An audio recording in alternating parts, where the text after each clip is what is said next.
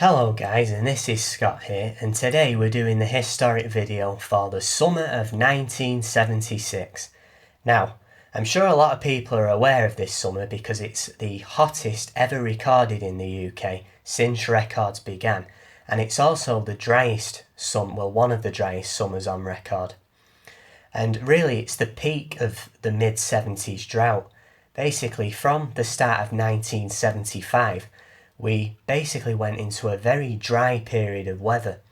That lasted all through the summer of 1975, which was actually a very hot one as well. The summers of 75 and 76 are quite an amazing duality really, because had 75 itself had occurred in a regular decade, it would have easily been the outstanding summer of the decade. But it actually occurred right before 76, which is really amazing. And that was a dry summer, as I said, which is overshadowed because of this. And that drought continues through 75, and the winter of 75 to 76 is very dry as well, as is the spring of 76.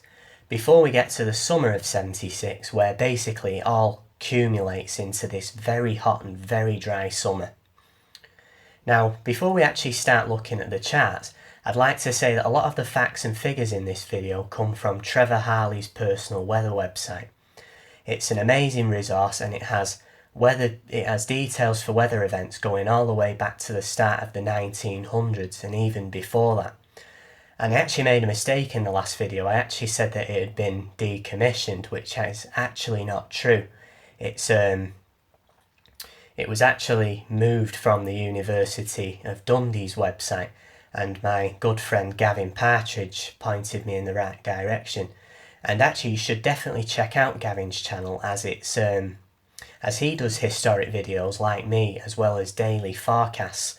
And I'll actually leave a link in the description below to his rendition of the summer of 1976.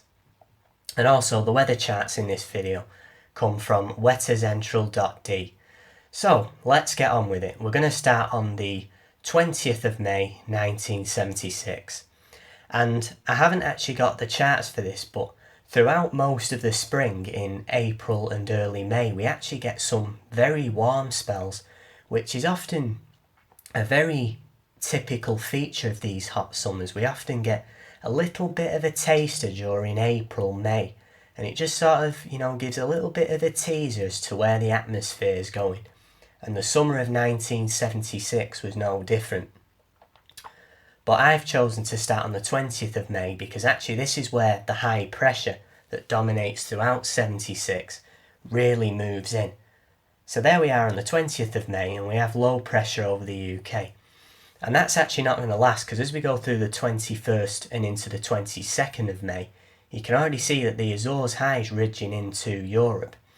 And that is always a sign of warm weather to come. So as we carry on into the 23rd and the 24th, you can see we actually develop a very hot southerly flow there.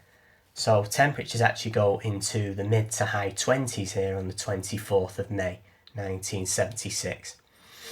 And actually May 76 overall is actually a very dry month as well, and a warm month. And really this is the reason we have quite a lot of anticyclonic influences. So as we go through the 25th and into the 26th of May, we bring a little bit of a trough of low pressure through. But actually there's no real rain on this, to be honest. It's really just cloud and, maybe bits of patchy drizzle. But that doesn't last, because throughout the 27th and the 28th of May, the high pressure tries to come back. And really, we finish May 1976 with high pressure really. There we are on the 31st. And then we go into the start of June 1976, and June 76 is probably the most notable month of the summer because it has a central England temperature of 17.0 degrees, and that is exceptionally hot for June. In fact, it's the hottest June since 1846, which had a central England temperature of 18.2, I believe. And this is really where the summer gets going. So there we are on the 1st of June, and we have a bit of weak pressure there. The Azores highs in the south of the UK, so we get some very warm, dry weather in the south, but in Scotland actually it's quite a different story. It's hard to believe actually, but for northwest Scotland the summer of 76 actually, wasn't that good. But obviously for the rest of England and Wales and the rest of the UK it's a fantastic summer. So as we go through into the 2nd and the 3rd of June, that high pressure again just ridges up through the country. The Azores high is a very omnipresent feature in these hot summers, and it's, this is just the same. So the 4th and into the 5th and the 6th, we keep the Azores high there, so it's warm, dry, temperatures are into the mid-20s, and actually there on the 7th of June we actually get temperatures going into the 80s Fahrenheit, which is the high 20s. So, some very, very warm weather to start off the meteorological summer. And as we go through the 8th and into the 9th of June, we actually get quite a hot southerly flow there, so those hot temperatures just keep on going. Well, then on the 10th, we actually bring a bit of low pressure into the northwest, and actually this just affects Scotland. The pressure stays quite high and strong in the south of the country, but just in the northwest we maybe get a bit more of an interlude of cloud and patchy rain. But obviously this doesn't add up to much at all because it is a very, very dry summer. But that doesn't last because the Azores high is quick to come back as we go through the 11th and the 12th of June. And it's there again the 13th and the 14th, and it just builds really into a very strong feature. And actually there on the 14th we have some very deep lows in the Atlantic, but they're being kept to the north, the jet stream's well to the north, which is indicated by that black line there. So the high pressure just protects us really as we go through this middle part of June 1976. So the 15th into the 16th we just keep that ridge really into the latter stages of June near to the solstice. 17th, 18th, 19th. And there actually on the 20th we actually bring a little bit of a trough in to the north again, just indicating that it's not quite as good for Scotland. Now, the real heat wave of the summer, the exceptionally hot spell, starts here on the 21st of June. As you can see, if you look at the colours on the pressure chart there, you can see that they get deeper over the UK. And basically what we've got here on the 21st of June is a warm front moving across the UK. Now, behind that warm front we've got some exceptionally hot air piling in behind it. So as we go through to the 22nd of June, that Azores high is quickly piling in, it's ridging into France. As I said, it's basically a sign of some very hot weather to come. And that goes into the 23rd, and here's actually the very unbelievable figure of 1976. Every day between the 23rd of June, what we're on right now, and the 7th of July, 32 Celsius is recorded somewhere in the UK every day. And that is basically 90 Fahrenheit. So for 15 consecutive days, 90 Fahrenheit is recorded in the UK. Now, that is something we've never seen before or since. It really is an outstanding heat wave. To be honest, through this video, I can't really actually explain how exceptional the summer of 1976 is. Only the people that were alive in this summer can really, comment on it. But, here it is. So as we go through to the 24th and into the 25th of June, we just have the unbroken skies and hot temperatures. And in fact, 5 days in this period between the 23rd of June and the 7th of July, we actually record 35 Celsius somewhere in the UK. So again, it's just some exceptional temperatures. I can't say exceptional enough, I really can't. Really then, you just keep that through the 26th of June into the 27th. And on the 28th there, we have those deep red colours over the country. And we actually record 35.6 degrees in Southampton on the 28th. And that is a record high for June. So it really is a record breaking month. And again, we keep that high pressure into the 29th. So again, we record temperatures near 35 degrees. And those are the upper air temperatures actually on the 29th. The 15 Celsius isotherm at 850 HPA is well across the country. So basically when we have that, we have hot weather around. And there we are on the 30th of June, and that's how we finish off 1976 with hot weather all across the country. And in fact, on the 30th of June, we record 30.8 Celsius in Knockavan, I think that's how you say it, in Northern Ireland. And that's basically the Northern Ireland temperature record for June.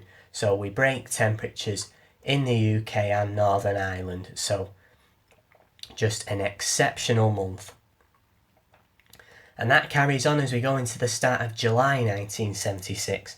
July 1976 has a central England temperature of 18.7 degrees, and so that is a very hot month. And it's also a very sunny and very dry month. In fact, we record 318 hours of sunshine in Cromer. I was looking at the August statistic there. But yet we keep that going straight through, so the 1st into the 2nd of July, we just have that high pressure still there through the country. And as we go into the 3rd of July, we actually record the highest temperature of the entire summer. And we actually have temperatures going up to 35.8 Celsius on the 3rd of July. So that really is an unbelievable temperature. And actually there we've also got a southeasterly wind off the continent, which is really why it's so hot. You know, it was a hot summer for Europe as well, and there's actually quite poor air quality in this.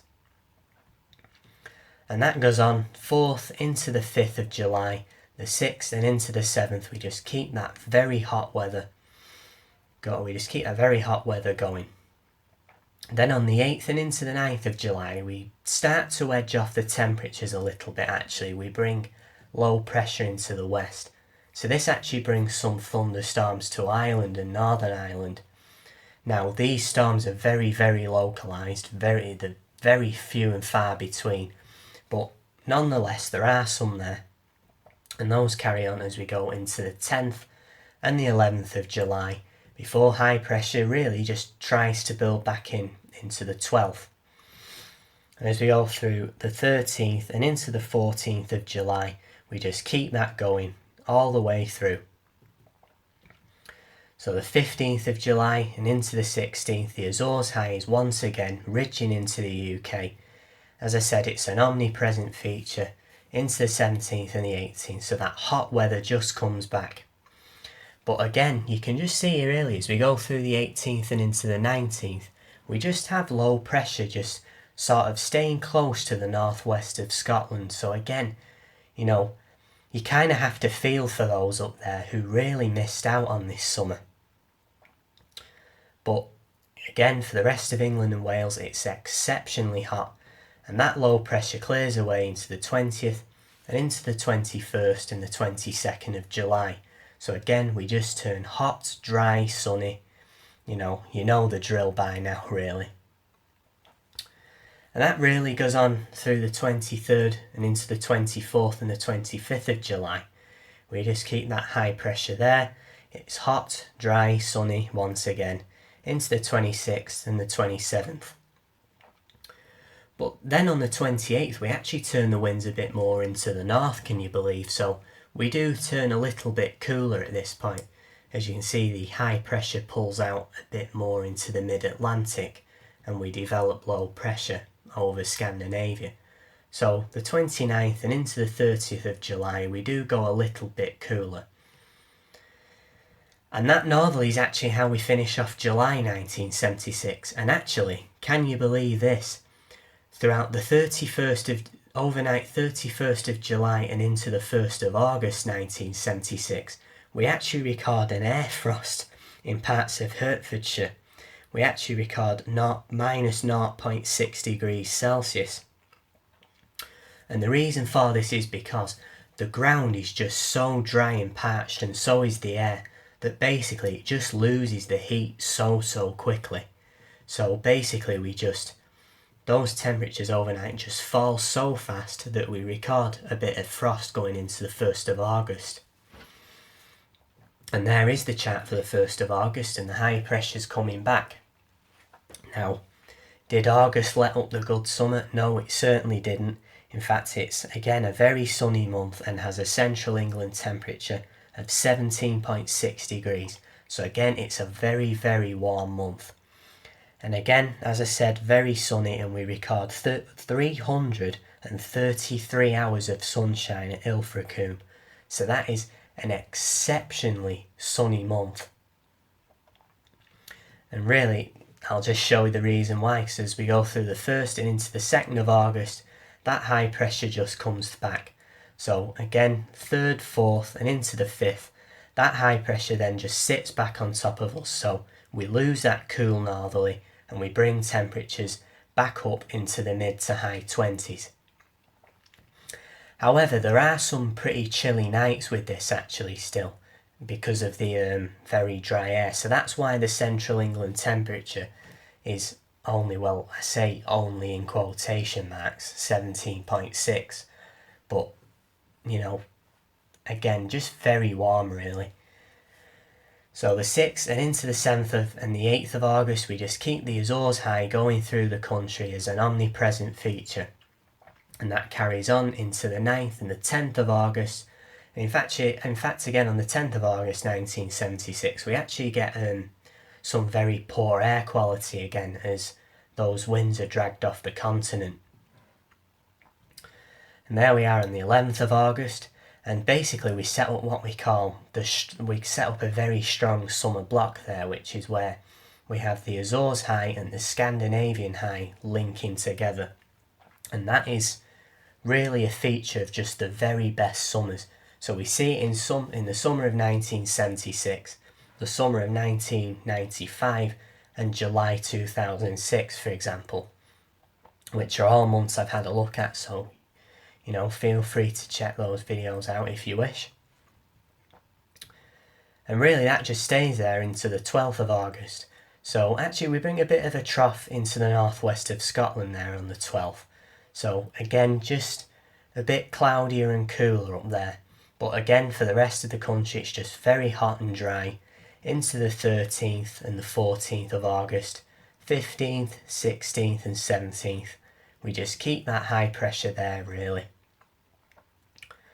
As we go through into the 18th and the 19th of August, that high pressure just again builds back through the country. It's the same old story really. Temperatures, you know, well into the 80s Fahrenheit by day. Very sunny. Again, 20th, 21st of August. And as we go through into the 22nd of August, you can see we're bringing back that southeasterly wind. So this is again where we get another push of very intense heat. So as we go through the 23rd and into the 24th and the 25th of August, we actually record 32 Celsius in the south. So again, it's a very hot spell to finish off the summer of 1976. And actually it's getting close to its end now actually, because as we go through the 26th and into the 27th of August, you can see that that high pressure is just about starting to push further and further north. And this is just a sign really is what's to come, because as we go through into the 28th of August, you can see that we've got low pressure now developing over Spain. And as we move forward into the 29th of August 1976, that low pressure moves up through the country. So the 29th and into the 30th of August, basically the summer goes out with a massive bang. We get some exceptional thunderstorms all across the country. And in fact, these thunderstorms are basically the beginning of the end for the mid-70s drought. we record some very heavy rainfall, and in fact this actually brings the first rainfall for several weeks to some places. In fact, the 30th of August was actually Teignmouth's first wet day after 45 consecutive rainless days, which is really an exceptional figure. And again, on the 30th of August we record 76 millimetres of rain at Spalding. So it's just basically a massive downpour as we finish off the summer of 1976. And again, those storms go on into the 31st of August. Then basically it's all changed as we go into September 1976. In fact, for the first week actually, the high pressure tries to cling on.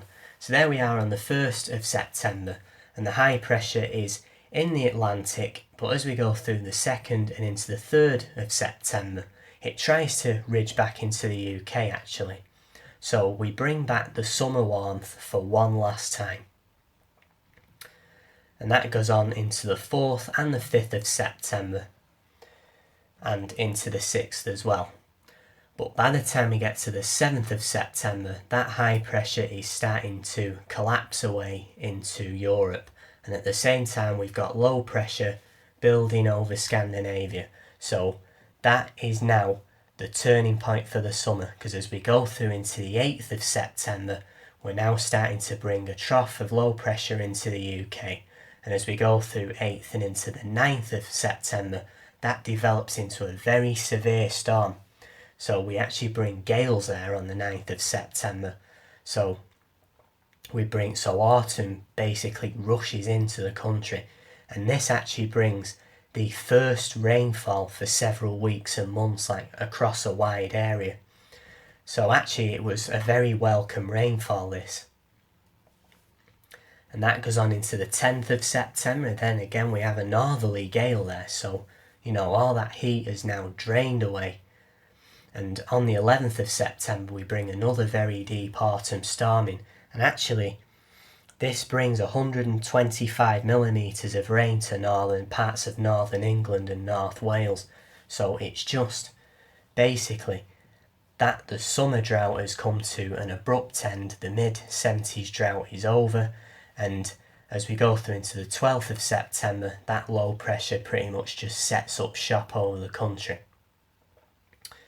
And that's obviously, as I said, where the summer ends. In fact, the rest of September and October 1976 are unprecedentedly wet. So basically, we're finally bringing the first rainfall for several months. So that's gonna do it for this historic video. I hope you've enjoyed this video. If you're alive in 1976, I really hope this has brought back some memories. And as always, please remember to keep your requests going. As I said, the archive of charts at wettercentral.d go back to January of 1871. So if you've got any requests, it can be from that period onwards. So thanks for watching this historic video, guys, and stay tuned for more in the future. Cheers.